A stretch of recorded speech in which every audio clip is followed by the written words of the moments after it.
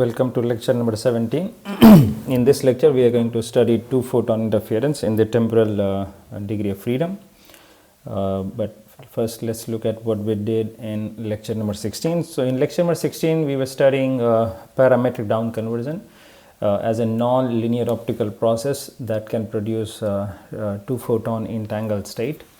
And we looked at in quite some detail. Earlier we had derived the two photon state produced by parametric down conversion using the quantum formalism, and then we found that the two photon state produced by down conversion is represented by an integral like this, and this thing is what's known as phase matching function. And in the last lecture we looked at this phase matching function in quite some detail, although this is a very simple looking integral, but we saw that this kpz, ksz, kiz, these depend on several parameters, including the birefringence of the crystal, polarization, its direction, wavelength, and so on.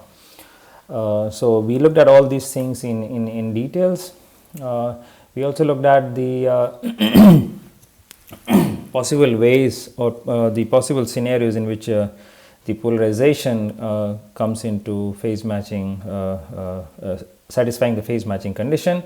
As more specifically, we saw that there are two ways in which phase matching can be satisfied as far as polarization is concerned. One is called the type 1 phase matching. In this, both the entangled photons, the down converted photons, have the same polarization. In type 2 phase matching condition, both the entangled photons can have the opposite polarization. One is extraordinary, other one is ordinary, and vice versa. And then we also looked at the effect of different pump and crystal parameters on phase matching. These we looked at in detail. I also presented some of the simulation, numerical simulation work that we do using a program that we have written. And I also presented some of the experimental results just to kind of emphasize that the theory very accurately matches what one can actually see in the labs. So this was the two photon state produced by parametric down conversion, and we saw how this state can be tweaked by changing the phase matching conditions and constraints, by changing different crystal parameters or pump parameters, and so on. Now today we are going to study the two photon interference that these entangled two photons. I'll try to present the temporal two photon interference with an intuition that is pretty much same as what we did in the classical interference as well as in one photon temporal interference. So this is a very generic interferometer. This is a representative two photon interferometer. So I will try to explain the basics of temporal two photon interference using this interferometer, but whatever we do with this interferometer will be very, very general. So I will try to, today's lecture will try to kind of work things out in with all the mathematical details. And in the next lecture, I'll try to give some intuitive, more intuitive understanding of how these interference actually work. So today's lecture will try to work things out in mathematical detail and rigor, and also I'll have these maths being posted as lecture notes. Okay, so let's get started with this temporal two photon interference. So this is a representative two photon interferometer. In this, we have this pump photon hitting this parametric down conversion crystal, and then it then goes here and then comes back. So now there are two ways in which the entangled photons can get produced. One is when this pump is going through this crystal in the forward direction, these two photons can get produced. Or it may happen. It can also happen that the pump photon doesn't get down converted in its forward pass, but when it comes back, it actually gets down converted. So there are two possible ways in which the down conversion of the pump photon can happen, and then subsequently the down converted photons can reach these detectors. So in one possibility, this is the first possibility, in which the pump photon does not get down converted in its forward pass. It goes here, comes back, and then in its backward pass, it actually gets down converted. The second alternative is the pump photon does get down converted in its forward pass, and then these two entangled photons go in these directions. They get reflected back from these mirrors, and then they reach these respective detectors. So if we actually observe a coincidence count, that means one photon here and one photon there at these two detectors, then there are two possible ways in which that can happen, which is this and this. And typically there is no way that one can tell just by looking at the coincidence whether this event happened or that event happened.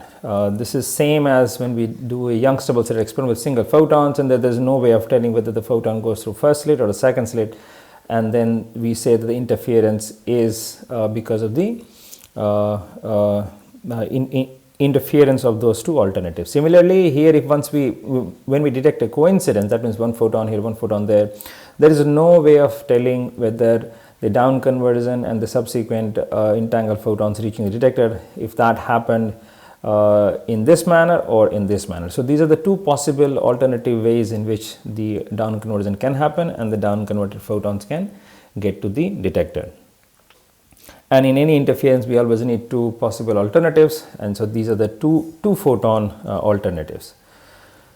Now, in order to explain this, we'll actually present this in terms of an unfolded diagram. So, for example, this alternative we can represent like this, where LP1, this represents the path length traveled by the pump photon in alternative 1. So this is the pump, so that's the total path length traveled is this one. So that's the LP1, and we are representing it like this. LS1 is the path length traveled by the signal photon in alternative 1, which in this case would be just this. Similarly, LS2 is the path length traveled by the signal photon in alternative 2, which in this case would be signal is this. So that is the length which is LS2, and so on. 5P1, these are the extra phases. These come because of geometric phase or phases introduced by reflection from mirrors, beam splitters, and so on. So these are the additional phase that these photons can accumulate, and that we are actually showing here. So in general, we have these two alternatives, and in these two separate alternatives, the pump, the signal, and the idler photons can have different path lengths that they have traveled. Okay, now before proceeding further, let's just define some length parameter. We'll see that these become very useful in studying these interference, and also comparing two photon interference with the one photon interference in a very analogous manner. So here we have these 6 different length parameters that that usually get involved in any two photon interference. And also I should note that at the level of these diagrams, there is really no these diagrams are not really associated with this interferometer only. For any two photon interference, we can always represent that in terms of this unfolded two photon path diagrams.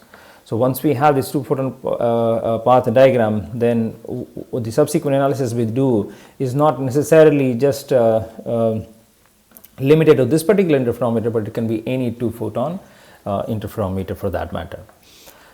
Okay, so and again the interference will happen if whenever this alternative is indistinguishable from this alternative, or when this alternative is coherent with respect to this alternative. If these two alternatives are not coherent, then interference cannot happen. This is very similar to when we say in Young's double slit, if the field coming from first slit is coherent with the second slit, field coming from the second slit, only then the interference can happen. So here let's define now some length parameters, which will be very useful in our subsequent analysis, and also establishing connections and analogy with one photon interference.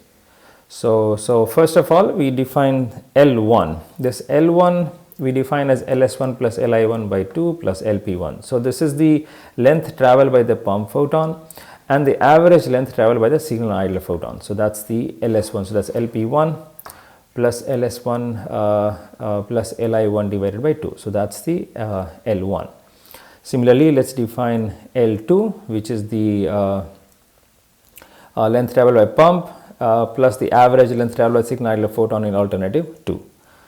and their difference we'll call delta L. This also called the 2 photon path length difference. Let's also define an L1 prime. L1 prime is the difference of the path length traveled by the signal and idler photon in alternative 1. So that's the L1 prime. Similarly, L2 prime is the difference of the path length traveled by the signal idler photon in alternative 2. So that we represent as L2 prime. And their difference L1 prime minus L2 prime, that we represent by delta L prime. So this is 2 photon path asymmetry length, as we call it.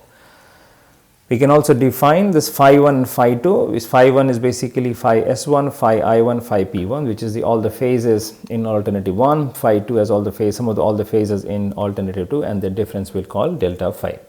So this delta L prime, delta L phi, these are the three quantities we have, and we'll see that these will be very useful in describing and understanding 2 photon interference in a very similar and analogous manner as we do 1 photon interference. Okay, so that's a representative interference, a 2 photon interference at the level of path diagram. This can represent any 2 photon interference, and here is some generic path length parameters and phase parameters that we have defined, which will be useful in our analysis. Okay, so now we want to actually derive that for a general 2 photon interference, what is the coincidence count rate that one detects at these two detector ds and di. So here is the down conversion, and then we want to get the coincidence as a function of the 2 photon interference. So first of all, what is the 2 photon state produced by parameric down conversion? So this is the 2 photon state. This we have already derived. Here we are writing in terms of omega p and omega t. So this is the 2 photon state produced by parameric down conversion. Now, when we are talking about interference, we always have at least 2 alternatives. Here we are only talking about the interference situation when we have 2 alternatives. So if there are 2 alternative ways in which the down conversion can happen, here we saw that this is the forward pass and backward pass are the 2 alternative ways. So when there are 2 alternative ways, then the total 2 photon state produced by PDC is the sum of the 2 photon state produced in 2 separate alternatives. So for example, psi TP1 is the 2 photon state produced in the forward pass, psi TP2 is the 2 photon state produced in the backward pass. So the total 2 photon state we can write like this. So this is just the same, this is exactly the same state, except that we are adding these 2, and then we are representing everything here by the index 1 to say that this is alternative 1, and this one by index 2 to say that this is from alternative 2. And the total 2 photon state is the sum of the states produced in these 2 alternatives. So that's a 2 photon state that is produced by parametric down. Again, the 2 photon state here is this psi TP1 is the 2 photon state produced in alternative 1 right at the exit phase of the crystal, and psi TP2 is the 2 photon state produced in alternative 2 at the exit phase of the crystal, and psi is the sum of the 2 states. Now, before we can calculate any meaningful quantity with this state, we need to calculate the field operators at the signal idler detector. So the field operator at the signal detector ES, that's the positive frequency part. So the field operator at time t at the detector is given by, or is the sum of the field coming to the detector in alternative 1 and in alternative 2. So whatever was the field here, it reaches the detector after a time tau s1. Tau s1 is the time corresponding to this path length ls1, and tau s2 is the time corresponding to path ls2. And whatever is the field right at the detector, right at the crystal at time t minus tau s2 will become the field at the detector at time t. So the field that we see at the detector, that we have at the detector at time t, is the sum of the fields, and the first one is the field signal field at the crystal at time t minus tau s1, and the field signal field at the crystal in alternative 2 at time t minus tau s2. So that's why the field at the detector at time t is the sum of the fields at time t minus tau s1 and at time t minus tau s2. So this is also very similar to how we added the field when we did the Michelson interferometer or the one photon interferometer, and the field at the detector was the sum of the fields at two different times in the past. So that's the field operator at the signal, and this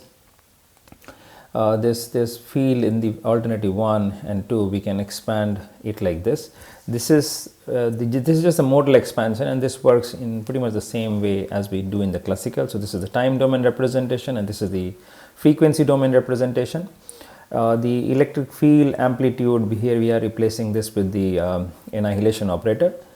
In addition, here we have also added this function fs omega s minus omega s naught. This is the filter function. So typically in experiments, one puts a filter. This is the frequency filter, so that one doesn't accept all the frequency but accepts only in the range that is required for that particular experiment. So if it is to represent the experimental situation, then we add a filter function here as well. This CS1 is the attenuation constant and those factors in alternative 1 of the signal field, and ES2 is again the attenuation constant of the signal field phases in alternative 2, and phi S1, phi S2, these are the phases, the extra phases due to reflection and geometric phase and so on in alternative 1 and in alternative 2. So that's the electric field operator, the signal electric field operator, which is the sum of the electric field operators in alternative 1 and alternative 2. Similarly, we can find the tau S1 and tau S2. These are the time parameter. These are pretty much for these corresponding to these length parameters that we have over here. So we will use time parameters and these length parameters quite interchangeably here, the notation wise, and they are just the time is just length by c, which says c is the speed of light. So just like signal, we can also write the idler field operator, and which will again be the sum of the idler field operator in alternative 1 and in alternative 2. If we expand it, it looks like this. Ci1 and Ci2 are the attenuation factors in alternative 1 and 2 for the idler field, and these are the phases, and Fi, that's the filter function right before the idler detector. So since the detectors are same in the two alternatives, that's why this Fi is same here as it is over here. So that's the these are the field operators. So now once we have the field operators, we have the state. Again, the state is right at the exit phase of the crystal, and we have these operators at the detector in terms of the operators right at the exit phase of the crystal as well. So now we can calculate the coincidence count rate, which is the probability per unit time squared that a photon is detected at the detector ds at time t, and another photon at detector di at time t plus tau. So that's the coincidence count rate, and this we have seen that it is given by this. So that's the coincidence count rate or the probability t and t plus tau, and it is given by the psi, which is the state, and then the signal and the idler electric field operators. This we had discussed earlier as to how this quantity represents the coincidence count rate. Alpha S alpha I, here I am just adding it for the complete picture. These are the quantum efficiency of the two detectors. Okay, so now that we have this, we want to actually evaluate this quantity, and we have all the ingredients here. So for ES, EI, let's just substitute this ES1 plus ES2 and so on. So if we do that, we can represent this as this, where this all these ES and EI, they are represented as the sum of the fields in the two alternatives. So 2 times 2 times 2 times 2, this is a total of 16 terms. But if we do the calculation explicitly, we find that out of those 16 terms, only 4 survive, and those 4 terms are given by this, which are ES1, EI1, EI1, ES1, psi TP1, psi TP1, and then ES2, EI2, EI2, ES2, psi TP2, TP2, and then ES1, EI1, EI2, ES2, psi TP2, psi TP1. This is a cross term, and it's of course it's Hermitian conjugate. So the coincidence probability, or the probability per unit time that one photon is detected at ds at time t and another at detected di time t plus tau, is given by this. We could see that this term RSI11, this is essentially the coincidence count rate if only alternative 1 was there. So if only alternative 1 was there, then that would be the total coincidence count rate. RSI22, that is the coincidence count rate if only alternative 2 was there. But when both the alternatives are there and both the alternatives can interfere, then we will have these cross terms over here, this and the Hermitian conjugate. So these are the cross terms.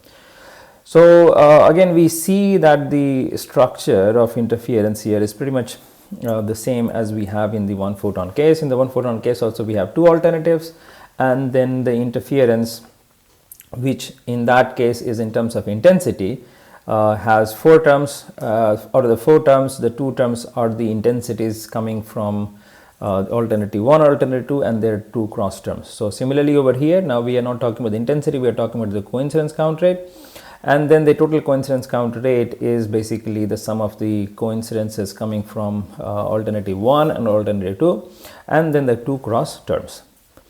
Okay. So now we want to calculate all these quantities. So let's start by just calculating this quantity. Once we have this quantity, then we can see that we can calculate this quantity by just taking the adjoint and changing the index from 2 to 1. Similarly, we can calculate all the other quantities as well. So let's just calculate this quantity first. So this is what we want to calculate. We have all the ingredients again, psi TP2 and EI2, ES2. These are all the terms that we already have. That's a psi TP2, and these are the expressions for ES2 and EI2 and so on. So we can come here. So let's just calculate this. Here we just substitute that the expressions for EI2, that's that, ES2, that's that, and then the state in the second alternative. So that's that. Here we have these are the attenuation constants. Okay, now we can rearrange them a little bit. So here we are just putting all these things together. This omega prime and omega integral, these are corresponding to EI2 and ES2, and we have the 2 photon state in terms of the omega p and omega d integrals. So here we are putting all of them together. The C2 we are putting for CS2 times CI2. We are combining these two, and then phi 2 we are putting in place of phi S2, phi I2 plus phi P2. And then we just phi S2, phi I2, and then phi P2 from here. We just collect it, put it together, and since these do not depend on omega P, omega D, they are put outside. That's the pump field amplitude, that's the phase matching function. Here are the filter functions that we have put together, and all these terms we have then put together. These are the 2 annihilation operators that we have over here in terms of omega prime and omega, and the state, photonic state, is in terms of omega p and omega d. Okay, so now we evaluate the annihilation operator and integrate. Now we see that this AS2, the signal annihilation operator, that is in terms of omega, but the signal state is given in terms of omega p and omega d. So this will act on this term and give us a vacuum state only when omega is equal to omega p by 2 plus omega d. Similarly, this state, this annihilation operator will act on this state and yield a vacuum state. I mean, this is a 1 photon state at where 1 photon is at frequency omega p by 2 minus omega t. So this Eigler annihilation operator will act on this Eigler state and yield a vacuum state only if omega prime is equal to omega p by 2 minus omega d. So the action of this on this and this on that will give us a 2 Dirac delta function, and if we integrate that, we are left with, we'll get rid of the two integrals, and then we are left with just the two integrals, omega p and omega d. These two will actually go away, and we have our vacuum states here after operating these annihilation operators on these states. Okay, so now we will make a series of assumptions. So these are the length parameters that we had defined here. Now for every length parameter we define the corresponding temporal quantity. So for example, tau for L2 we define tau 2 in the same manner as tau P2 plus tau S2 plus tau I2 by 2 and so on. Similarly, for tau L2 prime we define tau 2 prime equal to tau S2 minus tau I2 and so on. Now in order to evaluate this integral, we'll make a few further assumptions. First, we'll make the change of variables. So for omega p, we are replacing that by omega p prime plus omega naught, and omega d by omega d prime plus omega d naught. Here the assumption is that these fields are centered around omega naught as well as omega d naught. We also assume that although the fields are centered at omega naught, but and also the width of the field, that is delta omega p, that is much less than the omega naught. And similarly for this one, the width of the signal angular field is much less than the central frequency omega s naught. This is pretty much the same assumption that we did in the case of a quasi monochromatic field that we did in the context of temporal interference. So again, similarly for the Euler field, we assume that the field, the frequency bandwidth of the field is much smaller than the central frequency of the field. So with these assumptions, then we can write this quantity, this as this. So here we are essentially doing the change of variables. So V2 omega p becomes V2 omega p prime plus omega naught. And so on. And since we have assumed that the frequency bandwidths are much smaller than the central frequencies, so we are putting these integrals which are from 0 to infinity to now minus infinity to infinity. So this is just by doing the change of variables. Okay, now we assume that the spectral width of the pump, that is delta omega p. So we have this V2, which is the amplitude of the pump field, and we have this phase matching function, and we have this now this double integral. But now we assume that the width of the pump field is much smaller compared to the phase matching function and the filter function. And we also assume that the over the range of omega p or omega p prime, the phase matching function and the filter functions do not change appreciably. So with these assumptions, we can actually separate the two integrals, omega p prime and omega d prime. So omega p prime integral has this omega the V2, and then the omega d prime integral has the rest of it. Of course, this one does depend on omega p prime, but we assume that the phase matching function and this doesn't change much in this omega p prime range, and that's why we can replace this omega p prime by just its central value. So the this central value of omega p prime is omega naught, and then omega naught by 2 is the omega s naught, that is the frequency of the pump. The central frequency of the signal is basically half the central frequency of the pump. So we have these two, we have this one as the two separate integrals. Now let's define two quantities. First is this G2 star T, which is pretty much this one. So this we define as just this quantity with the time argument t.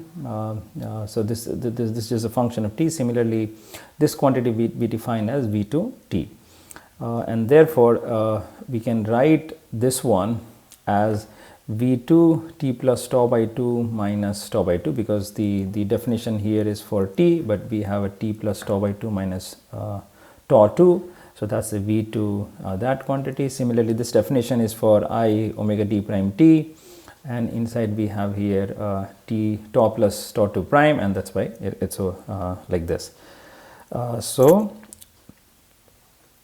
This quantity is this, and now we can go back and calculate this quantity. We already have this. We calculate this in a similar manner, and then this RSI12 can be written like this. So what we have is e to the I minus omega naught delta tau plus omega d naught delta tau prime plus delta phi, and the product of these quantities. Okay, so again this k, we have combined all these different constants and put them all together.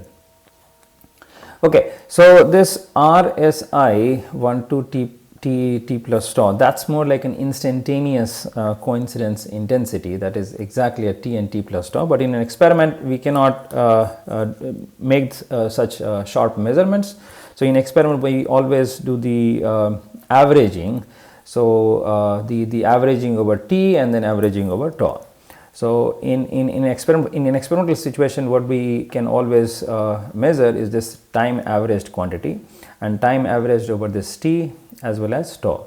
So t time averaging is over this t collect, and tau averaging is over t coincidence.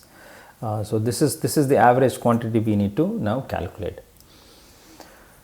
So for this we do this time averaging now with over t and tau, but let's just realize that this t collect in experiments is typically of the order of a second. That the time over which the temporal the signals are collected is over 1 second. And the frequency bandwidth, the inverse frequency bandwidth of pump lasers, that's of the order of 1 microsecond. And so what we have is this t collect is much larger than 1 over delta omega p. And as a result, this product, this average will then just depend on their difference. So we can write this simply as this will only depend on the difference of the two arguments. So this is V1 star t times V2, this quantity minus that quantity, which is essentially t plus delta tau. Sorry, which is delta tau. So that's time averaged over t. This we can just rewrite, this remains here, we multiply numerator and denominator by this quantity, and as we had done before, this stays here, and this quantity we just define as the degree of coherence. So this is time averaged degree of coherence, and it actually depends only on the difference of the two arguments. Similarly, for most down conversion experiment, the t coincidence, the time window over which the coincidences are collected is of the order of nanosecond, and also the 1 over delta omega, that is of the order of picosecond. This is the time scale over which this is the frequency bandwidth of the down converted photon, that's of the order of picosecond. And so again we have that this time is much larger than this, hence we can do this time averaging over tau, and in this case also this time averaging will only depend on their difference. So this quantity will just be equal to G1 tau and G2 star tau minus delta tau prime, which is the difference of the two arguments. And similarly we can write this quantity in this manner, where gamma delta tau prime, that's the time averaged degree of coherence. So with these two, we can now write this time averaged quantity in this manner. This is much more simplified. This V1 square, this is the pump amplitude of the pump in alternative 1, amplitude of the pump in alternative 2. This is the signal idler field amplitude in alternative 1 and 2. This delta tau prime, delta phi, these are all the quantities we had defined in the very first few slides as the important length and time parameters. And then we have these two coherence functions, time average degree of coherence function. One is in terms of delta tau and another one is in terms of delta tau prime.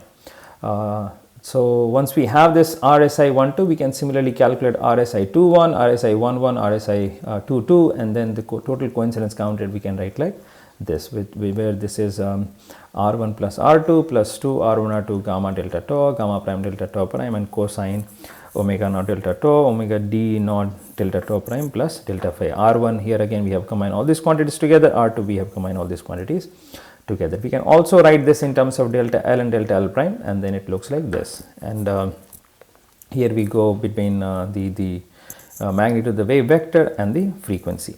So we can either use this and this. So we see that this coincidence count rate is written in terms of these length parameters delta L and delta L prime.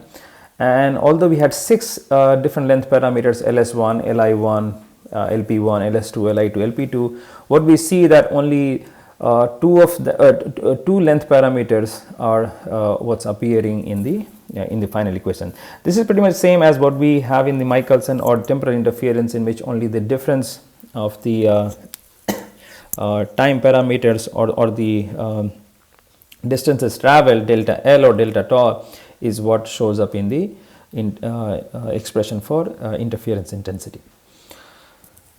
Okay, so what we have obtained here, this is the coincidence count rate in a general 2-photon interference experiment, and the general 2-photon interference experiment involves 6 different length parameters or time parameters, and we see that we only need to have this delta L and delta L prime, 2 length parameters, and of course this one phase parameter, and we can write it like this.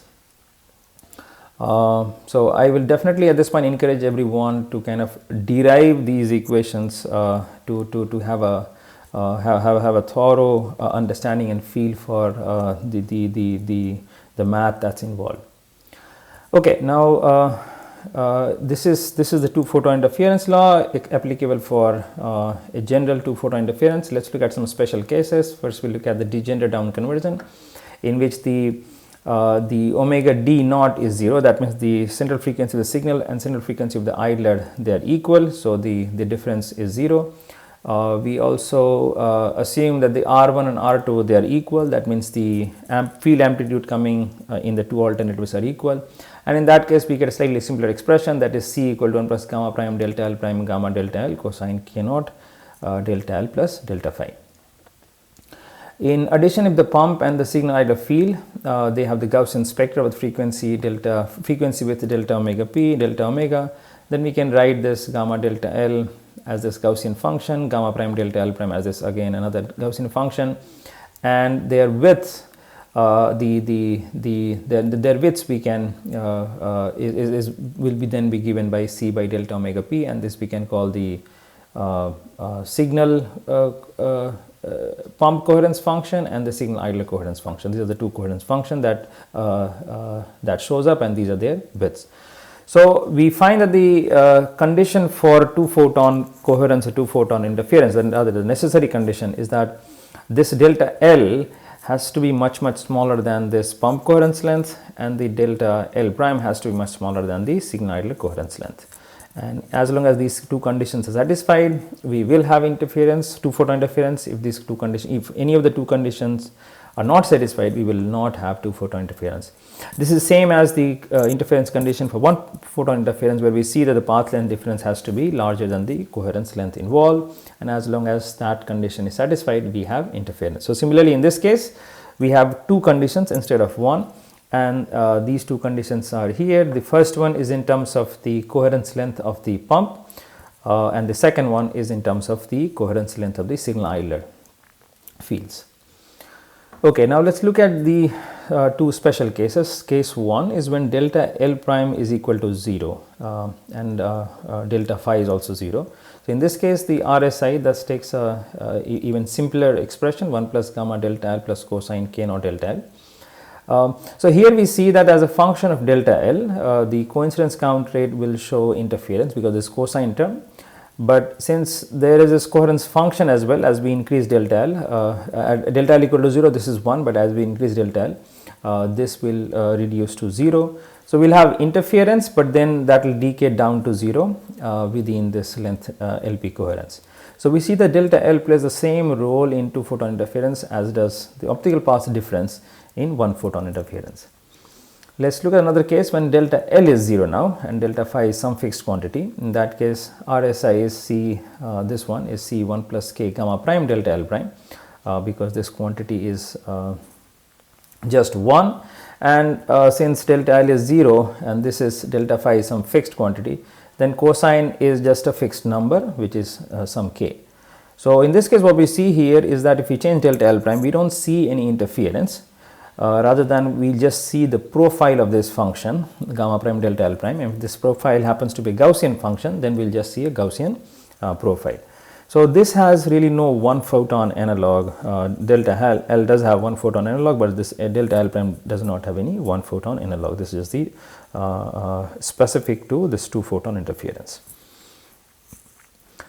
Okay, so far this is just we haven't shown an example. In the next lecture I will take one example to actually take one example of particular two photon interference experiment, and so that these things will be much more clearer. But in this lecture I just wanted to do the math in all the details. One more piece that's remaining is that in several two photon interference we also see one photon interference effect. If we just look at one detector, there may be interference effects there, and here I just wanted to have one quick result. So, and this is and for that I will take one result that we had derived in the first few lectures, and this is the probability of individual event if we know the joint probabilities. So suppose x and yj are two discrete random variables, and if p x yj is the joint probability, then the individual probability px is just given by this quantity. So px can be written in terms of the joint probability is px yj. Of course, yj 1 to n, that forms a mutually exclusive set, and so if we know all these probabilities, then we can calculate the individual one. So the point is, by knowing the joint probabilities, one can calculate the individual probability. Of course, this needs to be a complete set, and yj's are mutually exclusive.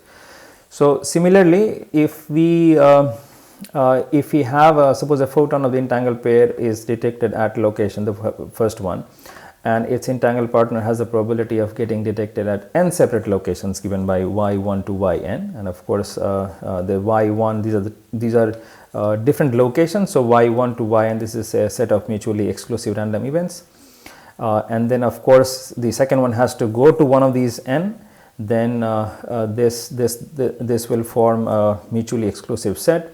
And so in that case, the one photon count rate at Rx at detection position x can be written in terms of these coincidence detection. So the intensity at Rx can be written as the coincidence of the sum of the coincidences between x and all those yi's. So we will I mean this is coming straight from the classical probability theory, and that we are using here to express the intensity at individual detectors in terms of the sum of the coincidences. So we will use this result in our next lecture, but for this lecture we will stop here. Thank you.